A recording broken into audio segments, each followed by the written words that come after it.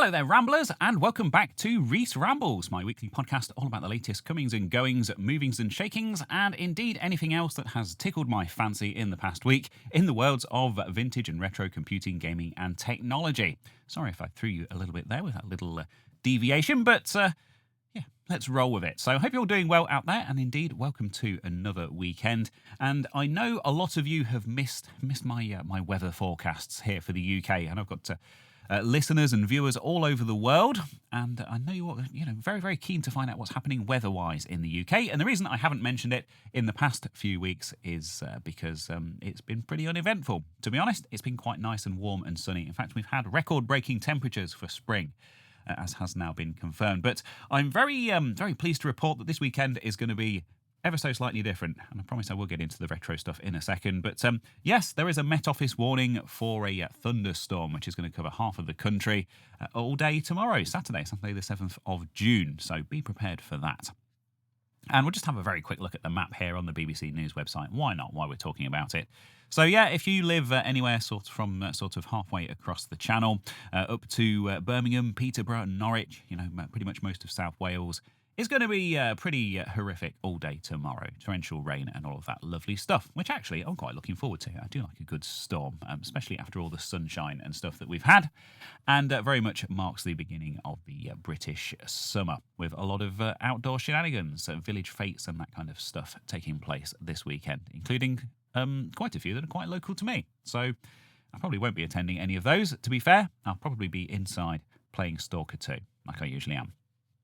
Anyway, let's get into some gaming stuff on that note, and I'm just going to jump straight into the first story because I can't be bothered to stop and start a new chapter here. So yeah, let's refer back to a video that I released right at the beginning of this year, back in January. And this is a video all about first-person shooters on the Game Boy Advance, which you would think would be a platform that wouldn't be particularly well suited to such a genre. But as explained in this video, back in the day, because I had my Game Boy Advance from brand new, back in the day, I had Doom on there and a game called X vs. Sever, and they were both really, really good.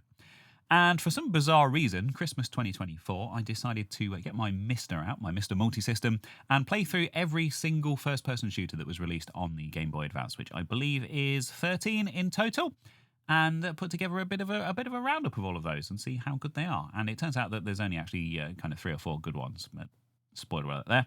But one of the ones that I was particularly enamoured with, which I had come across before but hadn't actually played, was Duke Nukem Advance, which you would think would be a port of Duke Nukem 3D, but actually it's very similar, uses a lot of the same assets and weapons and enemies and stuff, but does introduce a lot of its own very interesting new elements and completely new story, completely unique, an original level design. Oh, we've gone past the Duke Nukem Advance footage already, so that's probably my mark to move on. So why am I talking about Duke Nukem Advance now? Well, I had a video come up as a recommendation on YouTube this week called Duke Nukem Advance PC Update Preview. As you can see here, this was released 1 day ago, so it must have been yesterday that I watched this. And if we hit play on this, we can see that it is, if you're familiar with Duke Nukem Advance on the Game Boy Advance, this should all look very familiar to you. But if we click through, and I must admit there isn't a lot here because this is quite an early kind of work in progress video about a project. But look, the level here looks very, very familiar to me. This is the first level from that game, but it's all shiny and high resolution, and you can look up and down and move around because it's been completely rebuilt. It has been ported to the build engine, the engine that, of course, the original Duke Nukem 3D used on the PC. Or in this case, eDuke 32, which is kind of a modern-day source port of the build engine, but it is fully compatible with build, apparently. And this was news to me. I hadn't come across this at all. And I thought this was an absolutely brilliant game, like I mentioned. And I believe I even said in my own video that, if it was ported to PC, I'd actually be quite interested in playing it because it does seem like quite a good game in its own right. And it seems that someone was paying attention and my wishes have been granted. So this is on a channel called BH1002. They only have 94 subscribers. There you go. Now you have 95 subscribers. And I actually went back. I won't do it now, but I went back and looked at some of the history of this channel. And they've been posting Duke Nukem videos for about 15 years now. So evidently a huge fan and evidently involved with this porting effort. So this is over on moddb.com. The game is fully ported over already, and it is fully playable, but they are actively working on making some improvements and stuff now as well. So as I mentioned, this all runs on eDuke 32. It's a mod for the original Duke Nukem 3D, so you will need the full version of that with the the data files and stuff from the original CD. Of course, we all own an original Duke Nukem 3D CD, don't we? You can't actually see mine in shot here, but I do have. That's mine from back in the day. I bought that brand new. Actually, I think my parents probably bought it for me as I was a wee lad. But yeah, this is a really cool project. I really like the look of this. And yeah, if by some small chance, off the back of my video back in January, you got a taste for Duke Nukem Advance and wanted to see what it was all about, perhaps you're a bit of a fan of the franchise, there is this project now to port it all over to eDuke 32, or like I say, the build engine. So you can play through it in a lot more comfort, I must say, on the PC, which is very cool to see. And oddly enough, I was scrolling through Blue Sky just this morning, in that way that I do most mornings, and I came across another Duke Nukem related story. So I'm just going to pop this in at the end for you as well, because this is quite a cool thing as well, quite a cool discovery. This was actually shared by LGR, by Clint. And this is a post from someone called Vinicius Medeiros. Apologies if I haven't quite pronounced that right. But it says here, Duke Nukem D-Day has just been leaked. D-Day is a cancelled Duke Nukem game for the PS2, developed by N-Space, which involved travelling back in time to World War II, with this prototype including 12 levels.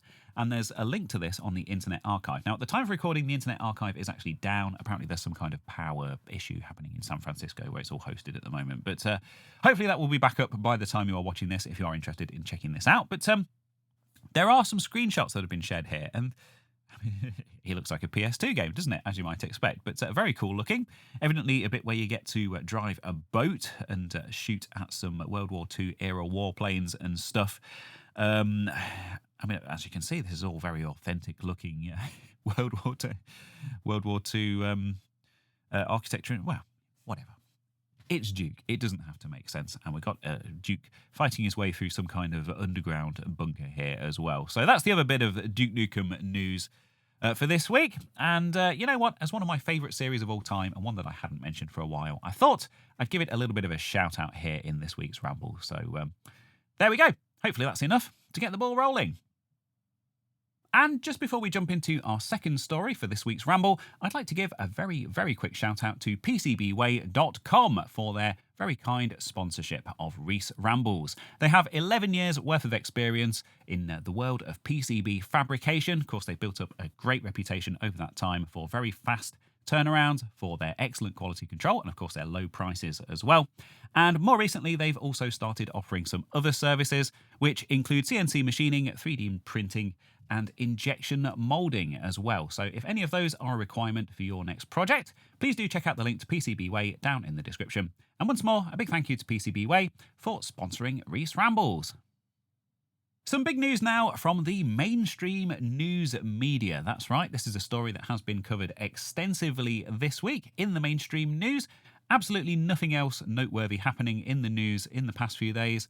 Nothing crazy at all that we need to concern ourselves with. Literally just this. So this is the Nintendo Switch 2, which has launched in the past couple of days. Of course, as previously reported on Reese Rambles, and by all accounts, quite a successful launch. Lots of good early reviews coming in, particularly the range of GameCube games that they have released, in, as a backward compatible thing for the Switch 2. Oddly enough. And also, of course, there's the new open world Mario Kart and stuff like that. But it's not the launch itself that I want to talk about in this next story. No, this is a story which originated over on Reddit, but it is being reported here by NintendoLife.com. And the headline here is one GameStop apparently stapled receipts to brand new Switch 2 boxes and guess what happened? And there are some pictures here from that aforementioned subreddit. And it seems here, let's just go to this post on Blue Sky here, Wario64, which is what the story over at Nintendo Life has linked to as their source. Someone has stapled the pre-order receipts for these consoles to the boxes, which, you know, if you are a collector of these things and like your boxes to be in good condition, is not ideal to start with. But what's actually happened here is the staples have gone all the way through the box, and it would seem that, the console itself doesn't really have any protection other than that very thin top layer of cardboard, and they've actually gone through and into the screens of those consoles. And everyone who has ordered a Switch 2 from this particular branch of GameStop, which it appears here from the address is in Staten Island, New York, has very excitedly opened up their new consoles to discover that the screen has staple holes in it, which is not ideal, is it? No. Unfortunately, this Reddit thread has now been shut down after all of the media attention. But it says here on Nintendo Life, as many commenters on the thread have said, there's no need to be stapling receipts to anything. Tape on the bag would do just fine. But even if the screen weren't damaged, we'd be mighty pissed if even the console's box was punctured needlessly.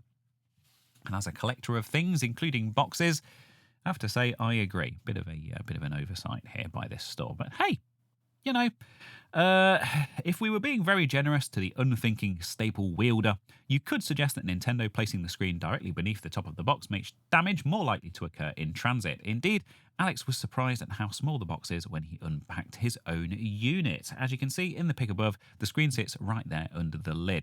Burying the tablet deeper within the box might have helped save some upset here, which, yep, I have to say, is quite a good observation. Can't say I disagree with that. You can't pin this one on Nintendo, though. See what you did there. Hopefully the store will have enough units to replace the damaged ones, although that seems extremely unlikely given the launch day demand. So there you go. Hopefully, if you are one of the people out there who has been the very lucky recipient of the new Switch 2 this week, yours has arrived unscathed and you are having a lot of fun with it. Those of you who have been following along with my YouTube output for any appreciable length of time will no doubt have worked out that I am a huge fan of this game that you see sat on the desk next to me. And for the benefit of those listening on the podcast platforms, this is Star Wars Dark Forces, the LucasArts first-person shooter from 1994. And this game was absolutely incredible when it was first released. I mean, you have to bear in mind, it was only a year after Doom, and you know, you could look up and down, and you could jump, and you could, crawl through stormtrooper poop. If you remember my live streams from 5 years ago, if you're one of those OGs, really kind of comprehensive first-person shooter, and I think one that also largely passed a lot of people by at the time. I think, as sadly is the case for a lot of the Star Wars games, because I think the perception of these games is that you have to be a fan of Star Wars to kind of truly appreciate them. And I will say, in my case, and I'm not trying to upset anyone here, so please don't get me wrong, I'm not really a huge Star Wars fan. I mean, I appreciate them. They're good films, lots of action and spaceships and aliens and lasers and all that cool stuff, action and adventure. You can't really go wrong. But I wouldn't really have myself down as a Star Wars fan. And indeed, this is the only Star Wars game I've played. Which is kind of crazy because they have such a great reputation as being, really fantastic, really high-quality games. I think pretty much universally. I don't think there have been that many duds in the world of Star Wars games. Please do correct me if I'm wrong.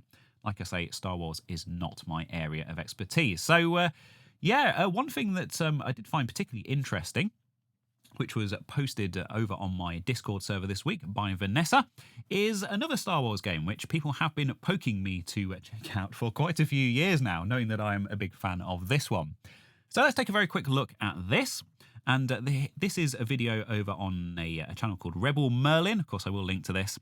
And this is some gameplay footage of a project called XWVM, which is a well, we'll talk about a little bit about what this is very, very shortly. But as you can see, this looks absolutely incredible. I mean, this is a game that was released in 1993, and this is an effort to make it playable on modern systems, essentially. And I know that Vanessa is a huge fan of the Star Wars games in general, but particularly the X-Wing and, of course, TIE Fighter games as well.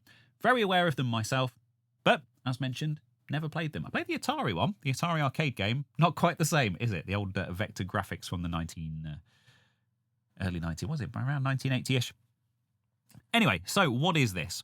We've had a good look at the footage, so let's have a look at the ModDB page. So XWVM is a facilitator app to play Star Wars X-Wing from LucasArts and Totally Games. The description reads, we are re-implementing the executable to extend the game beyond its original hardware support. The app requires the player to own and have installation of the original X-Wing game, or have the GOG or Steam versions of X-Wing Special Edition, and that's either the 93 floppy release, the 94 CD release, or the 98 Windows edition.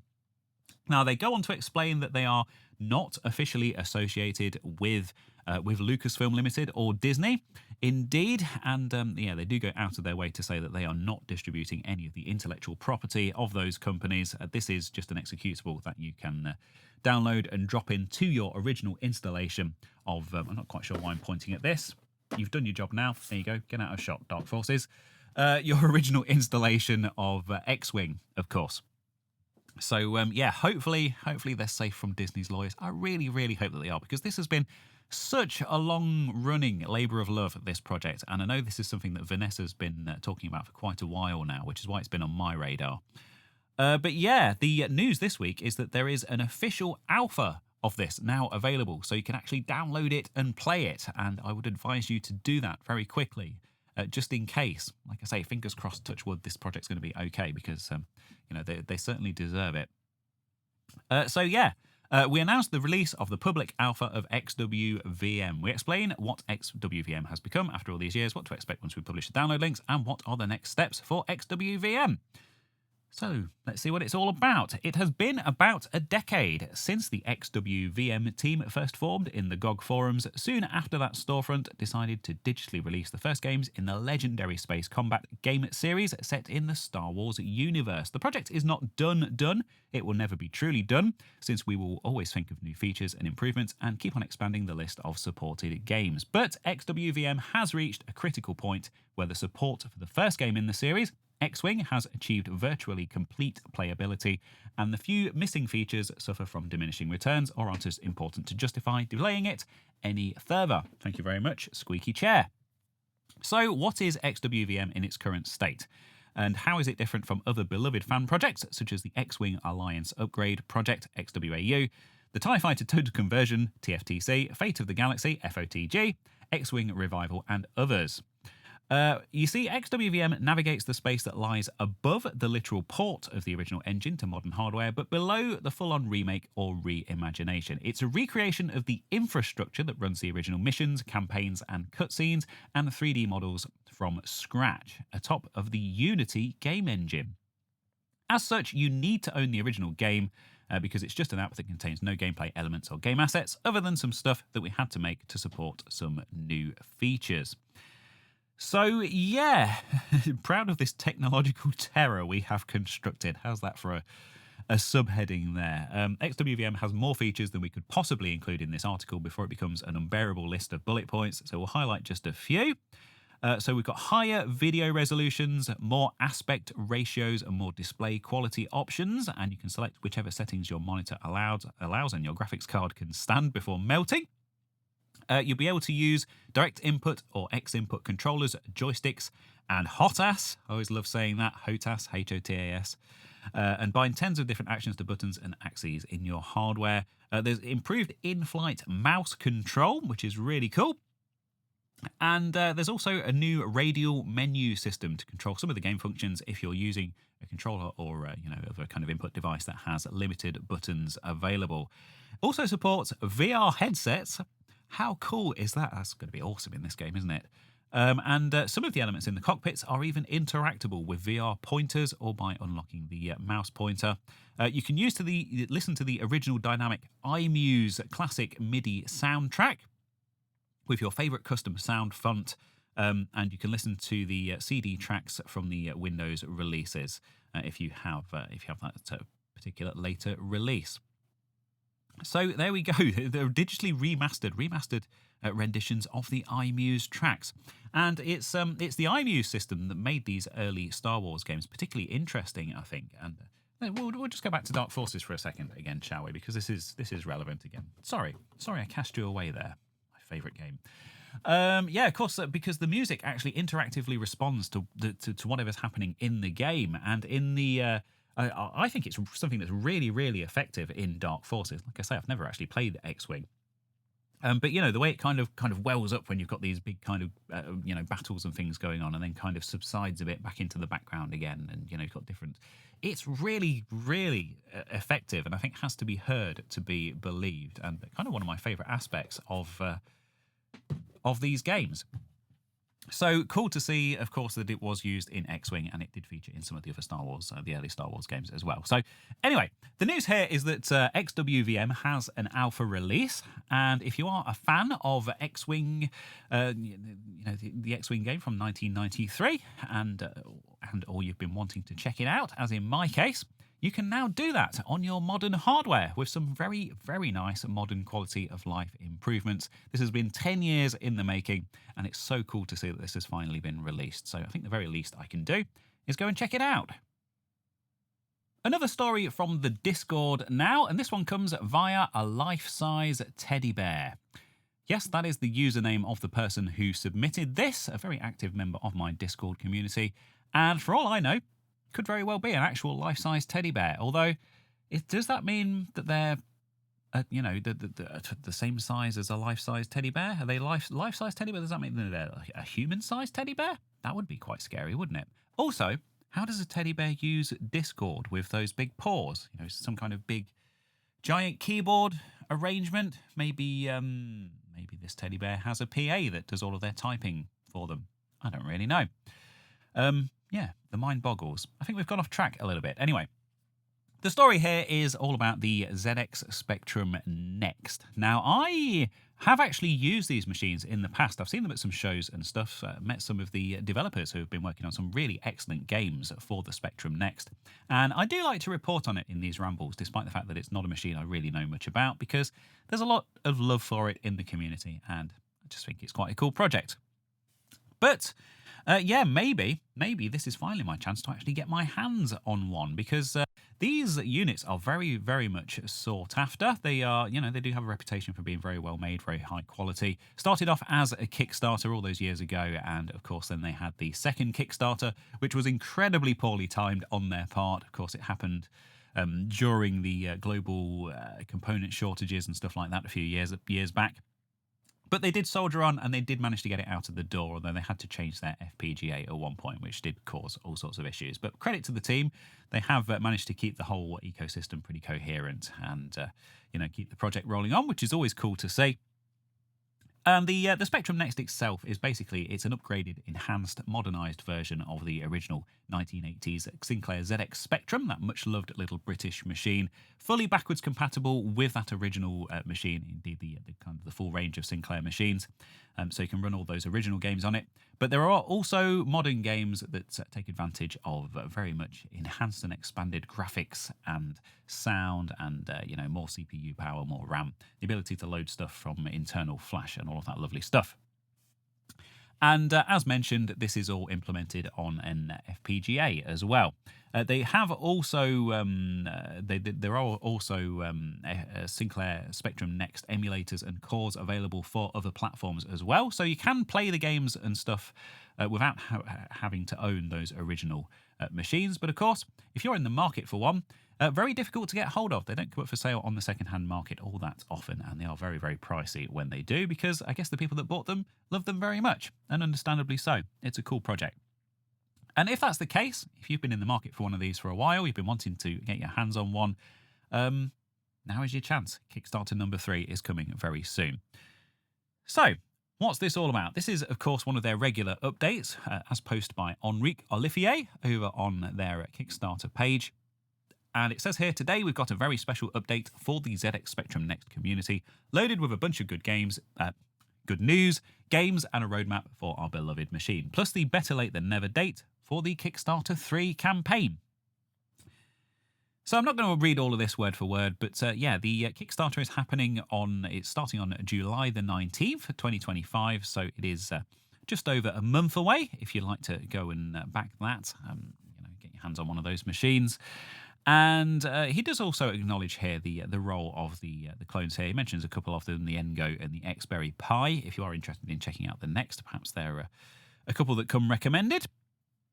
But yeah, if you want one in a lovely box with an original manual and all of the rest of that, the Kickstarter is pretty much the only way to get your hands on a brand new one. And there is an announcement here about some new cores as well. So the Sinclair QL core has apparently reached full maturity very recently. If you want to check out some Sinclair QL software on your Next, really, really interesting machine. So it says here it features complete Sinclair QL core, support for the SD card, Wi-Fi joysticks, expansion port, the real-time clock, 65,000 colours, and dual 68000/68020 CPU running at 44 megahertz, making it a beast of a Sinclair QL capable of running pretty much every software available for the machine. And I think the QL was predominantly a business machine, had those built-in micro drive things as well. I've actually got one up on the shelf somewhere. I really need to check that out at some point. It's a very, very interesting machine. Quite rare as well, so a good way to check that out on something approaching, very, very close to original hardware. So that's cool. But perhaps the bigger news, and the one that I have seen more widely reported, is this Commodore 64 core. Of course, a big competitor. Is it fair to say that the C64 was a competitor to the Spectrum back in the day? I think in the minds of many in the playground, it probably was at the time, although, of course, the C64 was the much more expensive machine. And I think it's fair to say more capable machine. Is that fair to say? I think that's fair to say. But yeah, if you have a Next and you've been wanting to check out some C64 games on it, and why not, there is now a core available if you have one of the Kickstarter 2 units. And there is also a core for the Kickstarter 1 units coming very soon. As mentioned, they do use a slightly different FPGA. So, this fully implements a standard C64 with HDMI, with sound and VGA output, joysticks, cartridge and D64 disc images, and tape loading via the audio port. So if you have an original Commodore tape deck and tapes, you can load those games via the audio port on your Next. You'll need the basic and kernel ROMs, of course, so you need to get those loaded up, as is always the case with emulators and FPGA stuff and whatnot. Also covered in this update is this game, Urbex Warriors, which I talked about last week, of course, from Stu Cambridge. And I think I covered that in quite a lot of detail last week, so I'm not going to talk about that again, but definitely worth checking out. It does look like a very awesome offering, and even if you're not at all interested in the Next, it is also coming out on the PC and Mac and Linux as well, which is very cool. So the big headline here being that there will be a third Kickstarter for the Spectrum Next. If you've been wanting to get your hands on one, or you've been kind of vaguely interested in it and want to check it out, this might be your opportunity. And as mentioned here, it might be the last opportunity. It says that it is likely to be their final Kickstarter campaign. So that kicks off on July the 19th. Thank you very much to a life-size teddy bear for bringing this to my attention. And hopefully one day I can meet you, give you a big old hug, because I'm sure you're very soft. Just a bit of behind-the-scenes insight for you now, and this is probably about the 7th or 8th time that I've attempted to record this particular segment, and I had a really, really excellent take that was going absolutely brilliantly, and I was just wrapping things up, and my camera shut down because it was overheating. I quite often have the little overheating symbol on the screen, and I usually ignore it. But I shall be paying closer attention to that in future. Thankfully, when I have the aircon in here, which I do now, it blows directly on the camera, and I guess that's why it's not usually a problem. I didn't have it on earlier. Anyway, I've taken some time to go and make a cup of tea. The warning has gone away, and the camera is back up and running. So I guess that means we're good to go once more. And I'd like to say a big thank you to TechNick for these next few stories. Again, I'm going to wrap up some of the stuff that you've submitted to the Discord server in its own little segment. And yeah, with that a little intro aside, let's get back on with the ramble. So the very first story here is it's a brand new light gun, and this looks really cool. So this is over on techspot.com, and it's an official partnership with Namco, so they are officially involved with this, although it is being manufactured by a Japanese company called Tasei. Sorry, Tasei, that's right. And it's noteworthy for two particular reasons, I think. One being that, of course, this works with modern displays, all those old light guns from back in the day. There are technical reasons, which are, of course, very well documented now as to why they don't work with modern TVs. Of course, we've got stuff like the Sinden light gun nowadays, which allows you to play all those old light gun games on your modern TV. But what this is it's like one of those TV games. So it's self-contained and has some games built in. I'll talk a little bit about that in a second. But the one reason it's particularly noteworthy in my mind is because it works with modern displays. The second one being that it has two of the greatest light gun games ever made built in: Time Crisis and Point Blank. It also has Steel Gunner 1 and 2, which aren't games that I've played and may well be great in their own right. I'm not sure. I'm sure there's probably some Steel Gunner fans out there. But yeah, as far as I'm concerned, Time Crisis, love that game. They had it at my local bowling alley in the arcade, and I used to play that quite a lot. And Point Blank, I had a friend who had that on the PlayStation, the original PlayStation. I played that quite a lot. I always associate that with the PlayStation, although it was, of course, also an amazing arcade game in its own right. But yeah, so we haven't seen many of these plug-and-play TV game type things in quite a while now. I remember they were absolutely huge about 15 years ago? You get the Atari joysticks with like 20 games built in, and there was one in the shape of like Bart Simpson's head and some loads of like novelty ones. I think I had there's a Pac-Man one as well that's like in the shape of a little Pac-Man arcade machine. But yeah, usually take a couple of AA batteries and have a composite video output, plug them into your CRT TV, play with it for 5 minutes, and then stick it in a drawer and forget about it. That was certainly my experience with those things. But of course, this is designed for modern displays. It has those games built in, and this is going to be a Kickstarter campaign, which is coming later this year. No specific details as to what the date's going to be or what the price is going to be, but it is being produced as an official thing with Namco, which is cool. And as mentioned, has Time Crisis and Point Blank built in. The speculation here is that this will be released in time for the 30th anniversary of Time Crisis, which is in the autumn of this year. But otherwise, no further details as of yet. The second story I have here from TechNick is all about this Atari 8-bit computer that has been recreated in FPGA. And this is a story over on Ars Technica. I've seen this reported quite widely. It was one I was going to talk about anyway, but I'm going to give you the credit for it. And the headline here is: Polish engineer creates postage stamp-sized 1980s Atari computer. Hobby project shrinks 1980s computer platform that pierced the Iron Curtain. Now, I will say, Benj Edwards, author of this article, I'm a big fan of yours. I follow you on social media, and I think you probably follow me back as well. I seem to remember that you do. And the Atari 8-bit computers were released in 1979. So what's all this talk about 1980s computer platforms? And very strange choice of headline. I will say, I don't get to actually people very often, but I am doing. Anyway, he does mention in the first line that they were released in 1979. But anyway, dates are not the concern of this story. It's probably the least interesting aspect of this story. But what this engineer called Piotr Ostapowicz, apologies if I've got the pronunciation a little bit wrong on that. There's been some quite tricky ones in this week's ramble for my decidedly English sensibilities.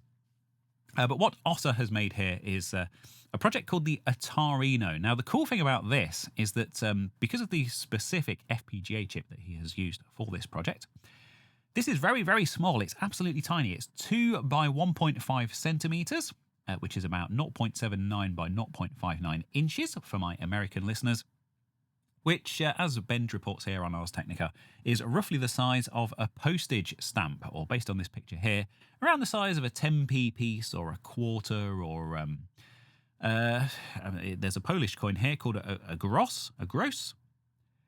I'm so sorry to my Polish-speaking fans out there for absolutely mangling your language. I don't know. I need to get better. But what this thing does it is a complete FPGA recreation of those original Atari 8-bit computers. So it supports the entire 8-bit line from the original 400 and 800 up to the XL and XE. And as well as being a 100% faithful recreation of the original hardware, it also adds some extra capabilities to the GTIA and CTIA graphics chips in those machines, which are things that have been available as physical hardware upgrades for those original machines, I will say. So there is actually some software out there that supports this stuff, I believe. And what this has been designed as is basically a module that can be incorporated into other projects. So there's a picture of it here on a breakout board, which has HDMI, 3.5mm stereo audio output, all the GPIO pins broken out. It's got the SIO port as a dedicated port, if you remember that port from the Atari 8-bits. Of course, I believe the person involved with the design of SIO went on to be involved with USB as well. That's kind of one of those famous Atari claims to fame. I should know names and things. I don't off the top of my head. I apologise. It's Friday afternoon.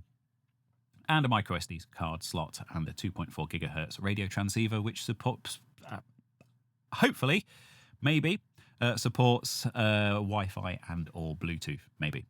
I don't know. It's just an example proof of concept thing, breakout board thing. So, yeah, this tiny little module is an entire Atari 8-bit computer the size of a postage stamp. And yeah, if only you could take that back to 1979 and show those original Atari engineers what we're doing with their platform in 2025, they'd probably be absolutely blown away. Probably because they'd be quite high if, my knowledge of 1970s Atari is correct. But there you go. And speaking of Atari history, of course, there is another big story in the news, and you're probably going to find it quite funny that I've buried this deep within this ramble as a very quick aside, bearing in mind my history with this platform. It's the 40th anniversary of the Atari ST this month. Now, of course, I'm going to be doing something to mark this anniversary on my main channel at some point this month, probably a bit later on. I'm kind of still working on the details of how I'm going to be covering this, but couldn't let this pass me by, and as it was mentioned on the Discord, of course, I've got to acknowledge this. I do have some beef with the headline here, I will say. Damien over on Time Extension. Everyone's second favourite 16-bit home computer? What could possibly be the favourite?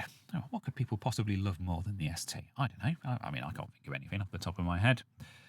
But yeah, of course, the Atari ST, produced under Jack Tramiel's Atari in 1985 as a response to the upcoming Amiga, although kind of predominantly developed as a competitor to the Macintosh, which is why he included stuff like the MIDI ports and the high-resolution video modes. There was also a range of, kind of very office-centric peripherals like laser printers and scanners and modems and that kind of thing. So very squarely targeting the Mac when it was released in 85. Fraction of the price of the Mac, and of course it was very popular in, certainly in certain parts of Europe as a business machine. And of course kind of went on to become a gaming platform in its own right.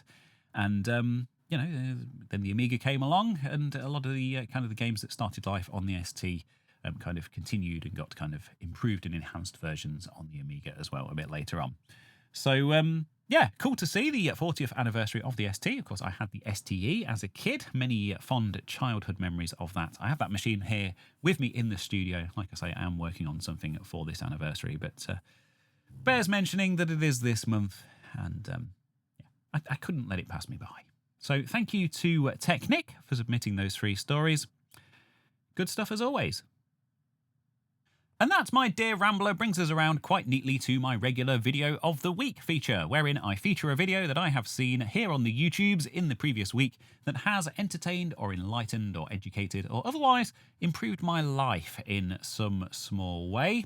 They are quite often retro and vintage computing and gaming related, but this week they are decidedly not so. And actually, I've just been through my entire history for the past week, and I've had quite a bit of YouTube on this week. Admittedly, I haven't been sat and kind of actively watching most of it, but on in the background while I've been working on other stuff, and it's very, very different to the stuff that I usually watch. Now, as part of my ongoing midlife crisis, I am 41. I know, hard to believe. As part of my ongoing midlife crisis, I've been looking at potential projects for stuff that I can tackle, stuff, give myself a purpose in life. I don't want to go out and buy a sports car and all that kind of stuff. That's boring. So I've been watching, van life type stuff. I've been watching tiny homes stuff. I've been watching like narrowboat stuff. Just kind of seeing what's out there, what kind of potential renovation projects, that kind of thing, home improvement type stuff, that kind of thing. I mean, I did renovate our current house. That is all kind of done and ready to be sold on now. So I'm kind of ready to tackle another project. So watch this space. I may well be starting a new YouTube channel to cover that kind of stuff as well, if I can somehow fit it in with everything else I've got going on here. But I wanted to give you an example of one of the videos that came up that was recommended to me off the back of all of that viewing, because I think you out there will find this quite interesting too. And I can probably find a tenuous retro gaming connection to this first one. There is a second one as well, and this is kind of a bit more in my ballpark and is a creator that you've hopefully come across. If not, I can certainly recommend her channel in a very big way. But let's have a look at the very first one. So this is a news report from the Rhode Island PBS YouTube channel, which is a news channel over in America, of course in New York. And it's a story about a group of friends. Now, this happened quite a few years back. A group of friends who set up a secret apartment in a shopping mall. So this guy actually lived in an apartment which was demolished to make room for this mall way back in the 90s. And when it was under construction, he noticed that there was like a void that wasn't being used for anything. And him and a group of friends found a way to break into it. And they set up an apartment with a PlayStation. They had a PlayStation in there and they played games in there. So there you go. That's your connection. And they've actually recently released a there you go. There's the PlayStation. Recently released a documentary about these guys and about the way that they set up this secret apartment. And I thought this was really, really cool. I love stuff like this, like urban exploration, that kind of thing. And, the whole thing was just kind of this big, weird, ongoing art project that went on for years until it was kind of discovered and dismantled. So if that's of interest, that will be linked in the usual places, so you can go and check that out.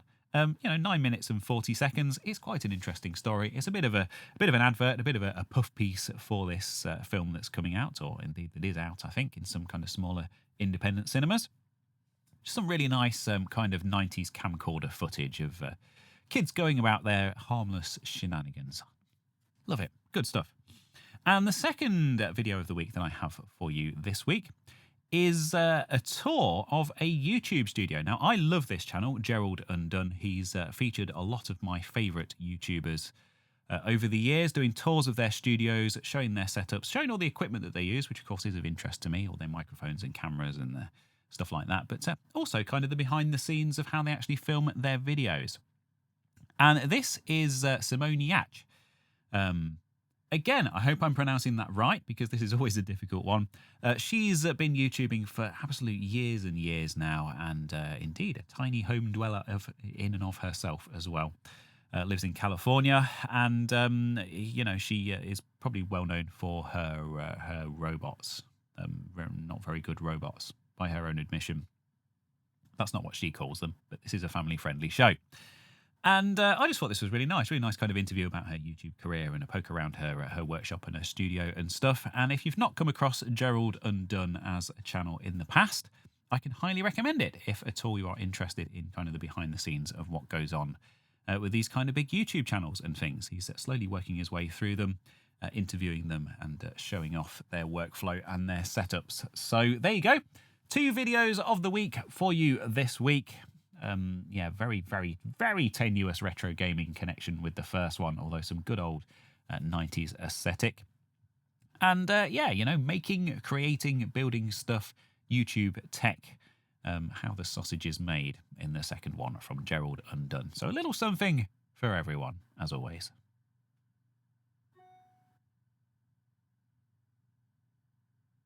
And that's all I have for you for this week's Ramble. So thank you ever so much for joining me once more. And of course, a big thank you to the people over on my Discord server who have posted suggestions for stories. There is a link to join the server down in the description.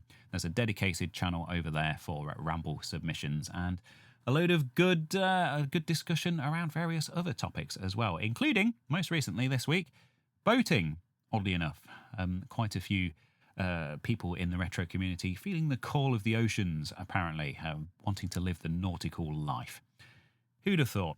Anyway, on that note, there is one more story which was posted over there by Nemo this week. And this marks the passing of Martin Ulrich, the co-developer of the Amiga classic Ports of Call, who passed away on the 31st of March 2025 at the age of 76. The sad news was announced by his longtime developer colleague Rolf Dieter Klein.